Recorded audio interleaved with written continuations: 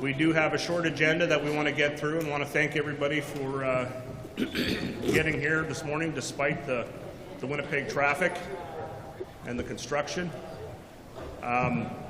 Asking all the chiefs to come up to the floor here. I'd like to also, as we do, as the protocol in the Treaty 1 territory, is invite our Treaty 1 elder, Linda, to provide a prayer for us to get started, and possibly to make a couple of opening remarks. Linda, miigwech. Miigwech. Charles Poston, because what couldn't do with him. Oh, miigwech, you know what it's doing, got me on. He, Chief Cindy, a year ago asked me, gave me some tobacco. He says, "Can you come to the room with me?" And I was just shocked. You know, I've never been away from my home, Manitoba, and I didn't know what to do. And I said, "Okay." And it was a very hard trip for me. I'm from Long Plains, Treaty 1, and welcome everybody here.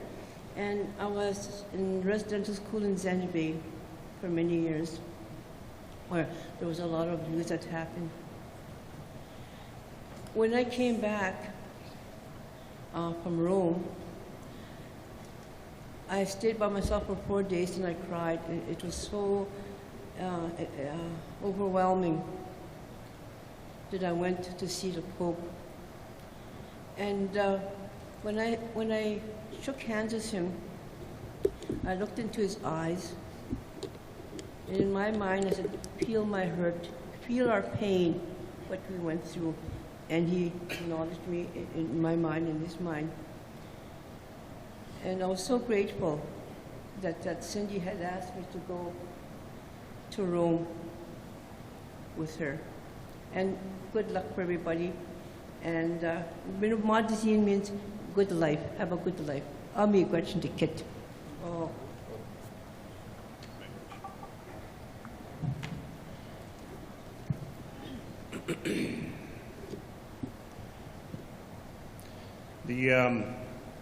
The opportunity to introduce the subject this morning came up very recently. Known Cindy for a very long time. She comes from a very long pedigree of leadership, right back to the very roots and signing of Treaty Number 2. Cindy was a helper for me at the Assembly of Manitoba Chiefs when I was the Grand Chief years ago, and she was very, very consistent, very, very respectful to the leadership and knew her role. And as she's advanced on through the process, you know, assisting the former national chief and of course, most recently, our regional chief here in Manitoba, she's taken a very practical approach to leadership, always respecting, you know, the various roles that we carry, and doing her work very, very thoroughly, and bringing benefits back to the communities in ways that oftentimes doesn't find the media pages. Cindy is very humble in her approach to her leadership, and I'm very honored, you know, to introduce her at this moment. Chiefs, ladies and gentlemen, Cindy Woodhouse.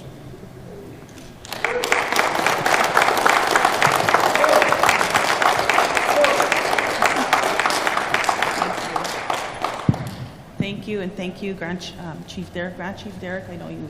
Once you're a chief, you're always a chief. To each and every one of you, my brothers and my sisters. I want to thank Treaty 1 Territory, Elder Linda, for welcoming us in a good way. And all the other elders that are here standing with me, that call me daily to pray with me. I appreciate you so much. And I know that I had prepared a big speech, but I'm not going to do that today. I'm going to speak from my heart. And I want to thank my son, Colt.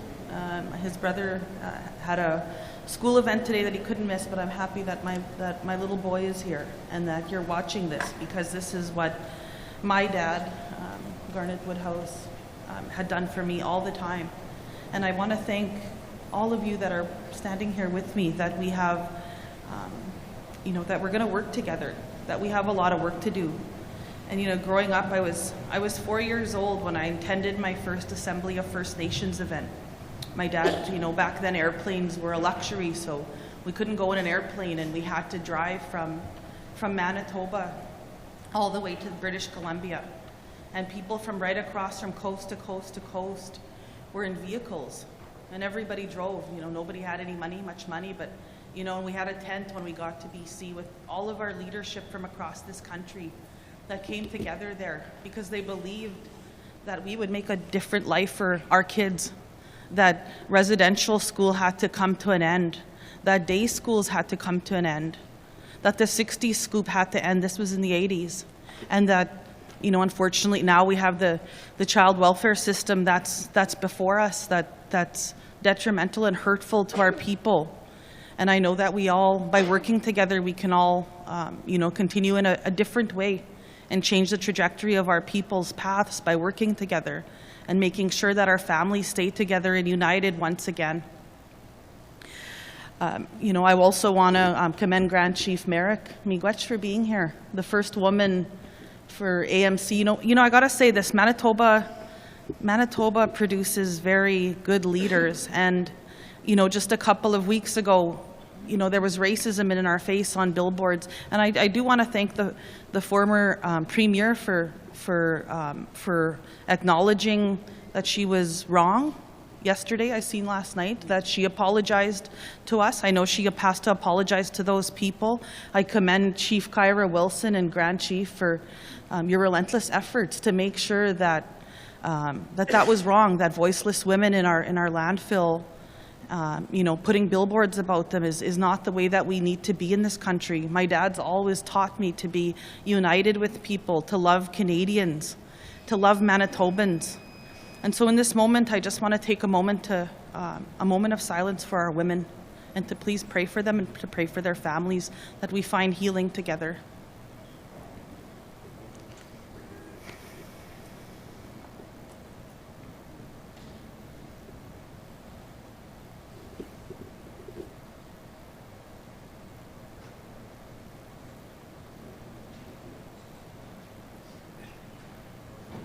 Thank you.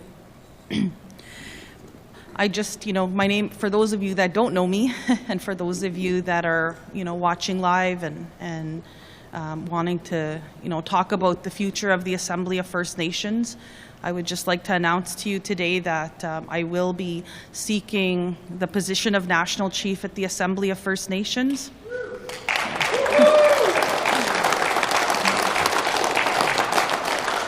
And I humbly look to our leadership for your guidance, for your love, your prayers over the next 3.5 years. As you know, our people face many issues in this country.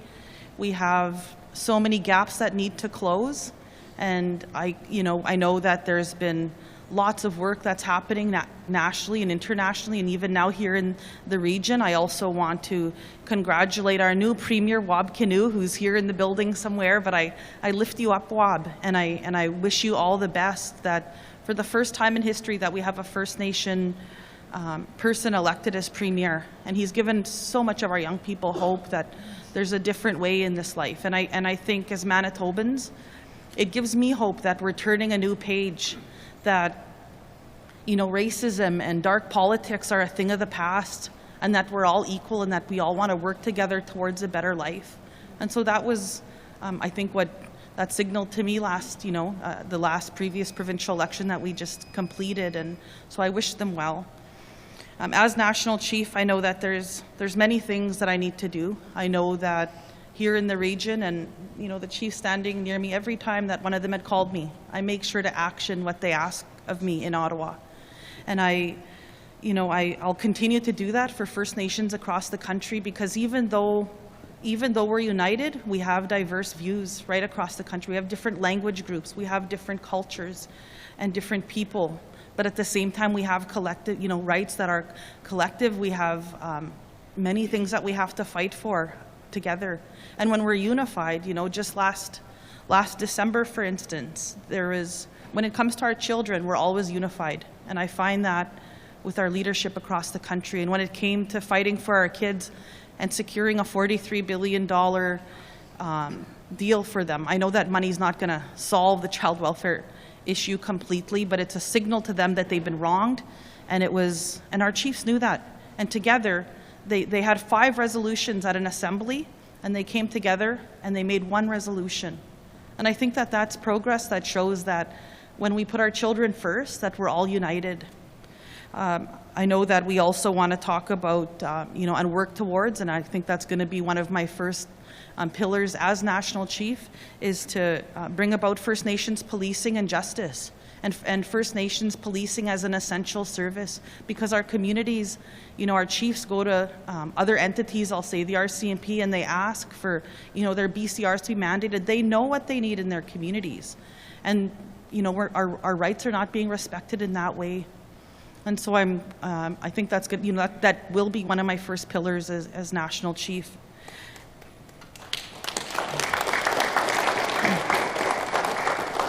There's going to be, as the campaign rolls on, I don't want to take too much time. I know that people are, we've got an assembly to run today, and we have a lot to discuss. But as the campaign rolls on, more of my platform will be released. And I want to thank my staff. I want to thank each and every one of you for being here, and for helping us start this off in a good way, and for the prayers this morning. A couple of my family members prayed with me this morning so that this day would go well.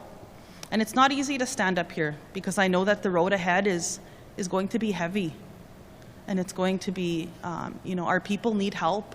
We have many of our people that have aged out of care, that are homeless on Main Street, that are homeless all over in cities across this country, that we have to try and help our people, and we have to do it with our hearts first. And I know, I apologize for all the good words written for me, but it had to come from my heart this morning. And I look forward to working with each and every one of you, working with our First Nations across this country, and working in a good and positive way. Chimigwech, Gigyabnin Minowa. I thank you.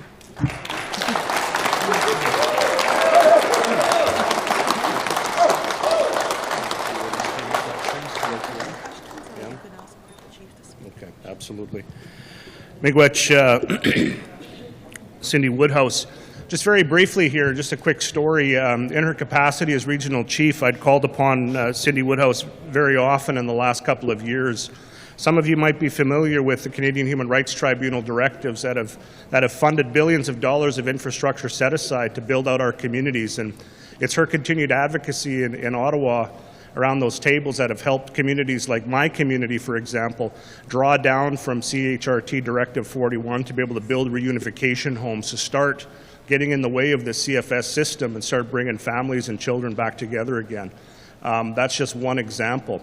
When I've called upon Cindy, at the local level to come and advocate for us for housing, when we've been left off of some of these regional, competitive proposal-driven processes for housing, Cindy stepped up and helped us secure in the last year, $1.5 million for new housing builds, which everybody needs in their community. These are practical things, practical results that she's able to bring. And that's just in Pine Creek.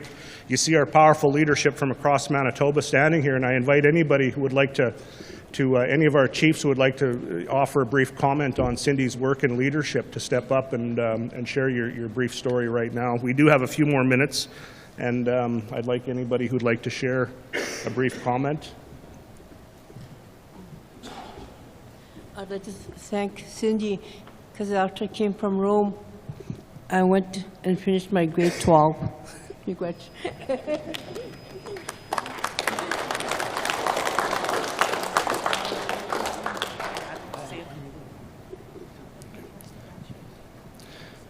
Okay. Chief David Crate from Fisher River. He's here. Yep.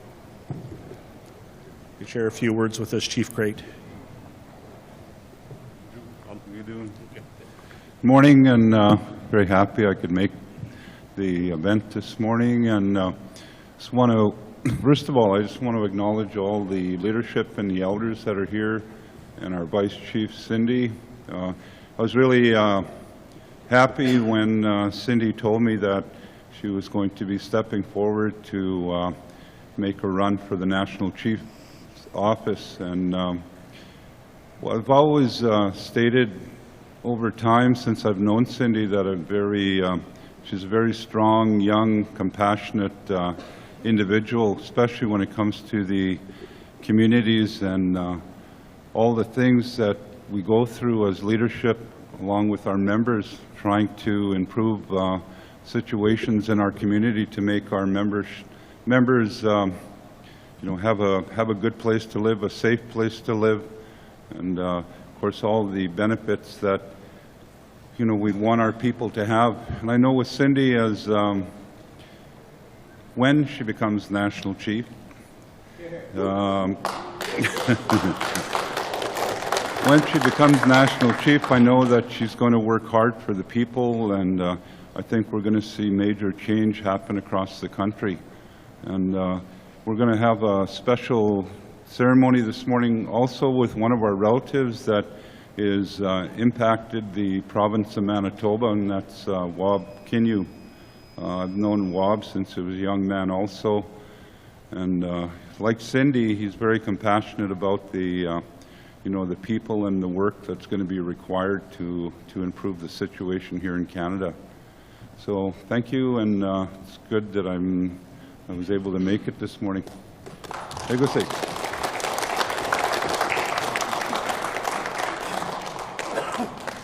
Treaty 1 spokesperson, Chief Bluesky from Brokenhead.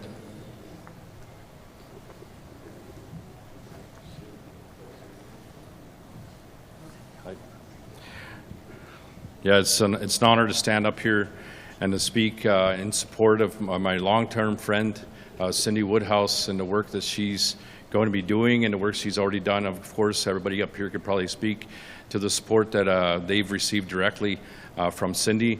The only unfortunate part for me is that we'd have to share her now with all of Canada. But with that being said, you know, it's always a positive message. Every time I have an opportunity to sit down or make a call, Cindy will always answer my call, probably first or second ring.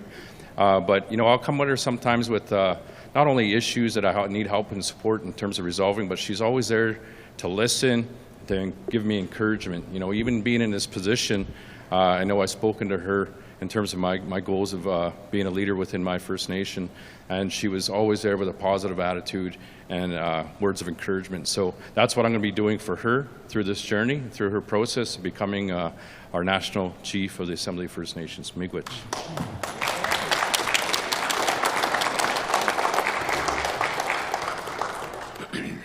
Grand Chief of the Swampy Cree Tribal Council and Chief of the Wuskwi Sipihk First Nation, Elwood Zastre.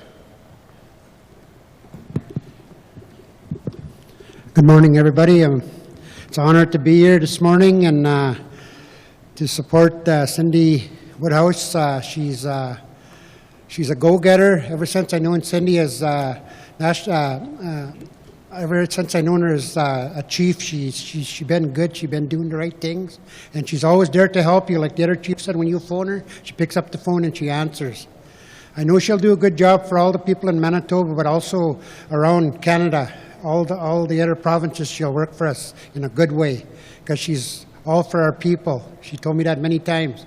Our people struggle, and now it's time that we start to heal, make better places for our children to be, and I'm glad she's going to be in that position. On December 6th, we'll have a new leader, Cindy Woodhouse. Thank you.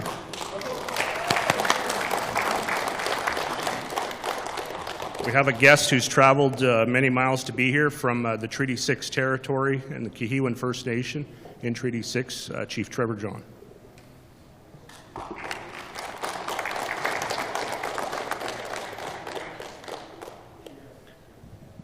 Good morning. First off, I'd like to acknowledge the territory we're on, and I'd like to give thanks, support Cindy Woodhouse in her bid for National Chief. I believe that she's a true leader and has the accolades to lead us nationally. I too, when I pick up the phone and I reach out to Cindy, she's able to get back to me in a timely fashion, if not immediately. I truly believe that supporting our young people and lifting them up and providing them attacked our people, they attacked the young people. That's why our folks don't speak the language or have too much culture these days. but it's people like Cindy Woodhouse that'll bring that back. They'll bring that connection back. Her genes are there from her father being chief, her great-great-grandfather, and I think most of all of the things that she's accomplished with child welfare, housing, and trying to get us our own policing on reserve. It shouldn't take a tragedy for us to get policing on our reserve. We should have it. It should be our right to have that. And also our education, there's been a lot of things moving forward. And, you know, with the regional chief's help, and any chief can attest to this, that when you need to get a minister on the phone, that minister's on the phone answering your call when the regional director is not answering hers. And, you know, like, and I want to put that out there that, you know, it's been the most trying times for some of our First Nations, but now we're all treated equally by the government, and that's what it's all about, fairness and moving forward. Miigwech.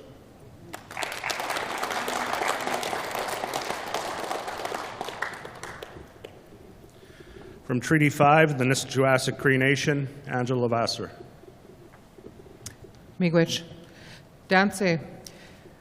What I'd like to do is thank our male chiefs who are standing here behind me and the rest of our male chiefs for supporting a woman in leadership. Any female chief can tell you, any female grand chief can tell you, or vice chief, that it is not easy to carry this role with all of the other roles that we carry. And when you stand here and you put your support behind a female chief, especially one running for AFN National Grand Chief, your partners see you, your wives see you, your mothers see you, if you're blessed enough to have them with us still. Your daughters see you, your nieces see you, and all the young girls out there see you. So I just wanted to say Ginanaskomitin and Miigwech to my fellow chiefs for supporting Cindy. Igosani.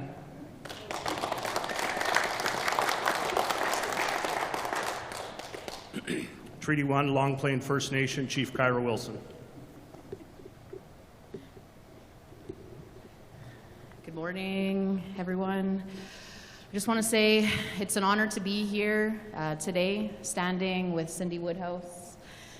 She's been an amazing leader, not only here in Manitoba, but she's already been doing some beautiful work nationally. And so I'm just grateful to be a part of this process. And I just look forward to the day that you become National Chief. And we all stand here with you today. Miigwech.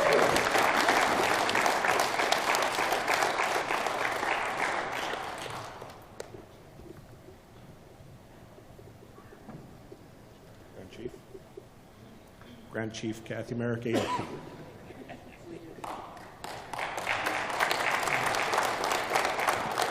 Agasane nanaskuman ebise situskigianista isiniganian Okimakanak etoskawakik Minegoziibe mamawiak ebise situskawak awaiskogawi se niganskagwi state gochit.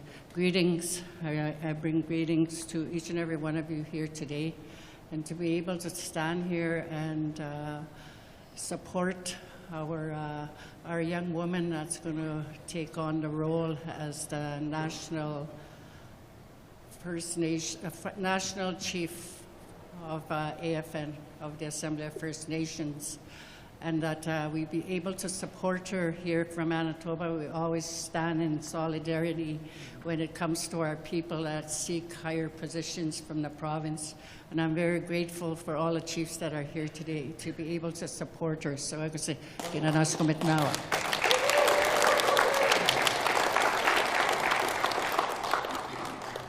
Grand Chief Garrison Settee from MKO. It's an honor for me to be here on Treaty 1 territory, and I'm very proud to stand here in support of Cindy Woodhouse in her bid to run for AFN National Chief. I totally agree that her commitment to us as chiefs in Manitoba has been unwavering, and her courage to speak on national issues has been remarkable, and I have no doubt that she will represent all of our 633 First Nations on the national front. I think it takes a lot of commitment, it takes a lot of passion to do this kind of work, but what I do know about Cindy is that she has committed herself to do this work for us. And I do know that she does not have her own personal agenda. It's all about our people. It's all about our chiefs. It's all about our children. It's all about our future. And I think that she's a forward-thinking leader, and she has proved herself. She has already proved herself that she can function on a national level. And I have no doubt she will make a great national chief. So I wish her well, and I look forward to the work that she'll do on our behalf. I'm very proud to stand behind Cindy Woodhouse. Hi, hi.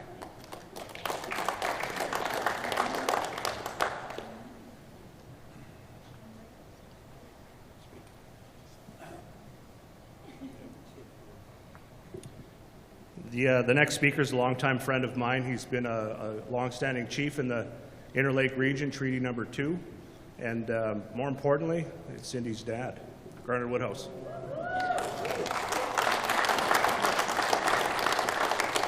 Good morning, everyone. I'm really humbled this morning. And first of all, I pray before I get up. I kneel down on my knees, to have a good day, the Lord to give us a good day. So this morning, coming in here, I was really humbled, seeing the chiefs are preparing and what's going to happen here this morning, supporting my daughter. But I'm blessed to have a daughter, just one daughter. She's my baby, and I'm really thankful in my humble heart for all the chiefs that are standing around here, and there's many out there that will take a stand to support her for this national chief. I always heard me that, in this country that we're living in, it's time to step up and move forward. No, you're going back. So with that, the easiest way to do that is to work in unity. In unity. Because unity is the key for all of our First Nations to come together and work for our First Nation people. So I just want to be brief, and I'd like to thank MC for giving me this opportunity to say so. And God bless you all. Miigwech.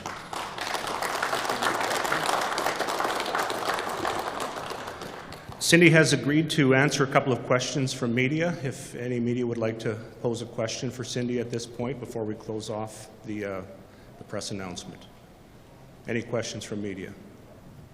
First of all, Cindy, what would you like to hear the gratifying words? Well, it's very humbling, right? It's a humbling morning. This isn't a normal morning. And, you grow up on a First Nation community, and I remember going to pray with my mom and dad, and we didn't even have running water in the where we were praying. We had to go to use an outhouse. Or when I went to my grandmother's, and we had to use a slop pail and all that. And growing up like that, and I know that we've come far a little bit. We've made some progress over the years, and all these people have made progress. All these chiefs have made progress. I know that there's a long way to go. I know that housing lists are long. All of these leaders face a lot of pressure every single day. And we have to, in a time when Canada's talking about housing, well, you still have First Nations to talk to, and we need a seat at the table. And we can't be left out anymore. And when they have First Ministers meetings and the Council of the Federation meetings, and they talk about $46 billion in health care, and our people are left out, that's unacceptable, and I'm going to keep stressing that, and I'm going to keep pressuring Ottawa for different results for all of us, for my people, for all our people.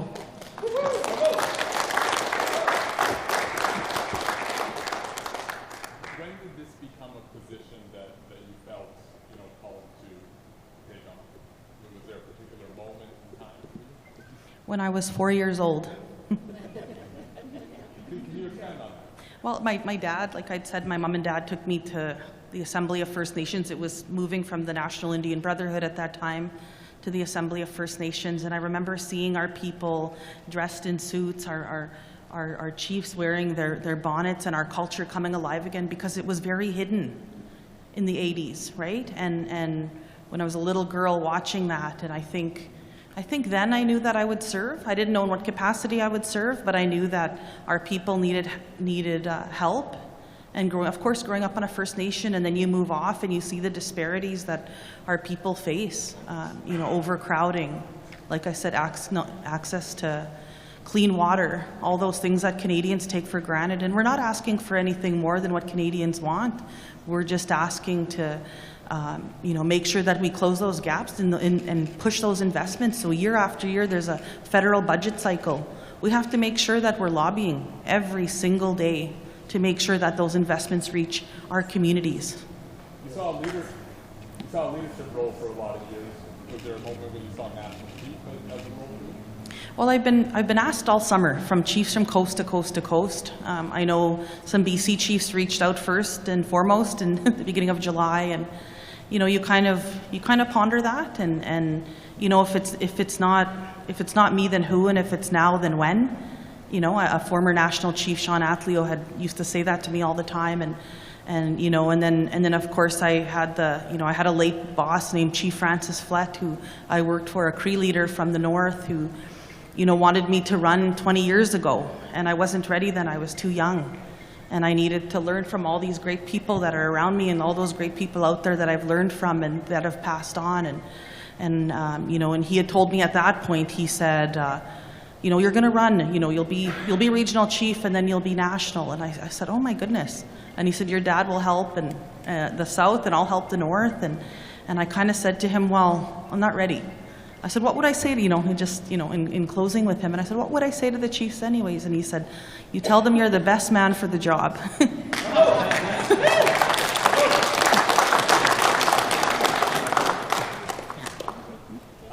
I guess you're aware, you know, the last leader was ousted, you know, there was some tension, obviously. Has AFN passed that in your own?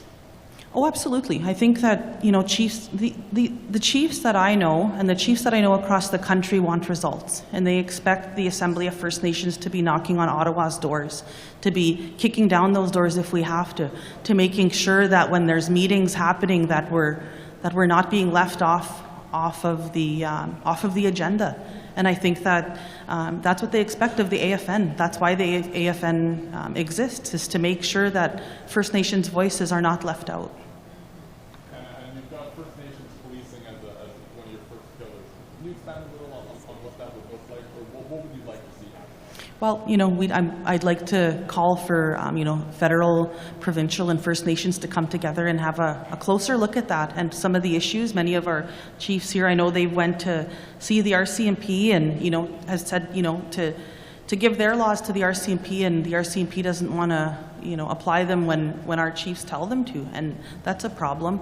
And at the same time, you know, they want to talk about, you know, policing legislation, but they don't want to talk about jurisdiction. So I think that we have a big discussion that we have to have in this country, and I think our chiefs need to be at the table on that. Yeah. That's good. Yeah. Thank you.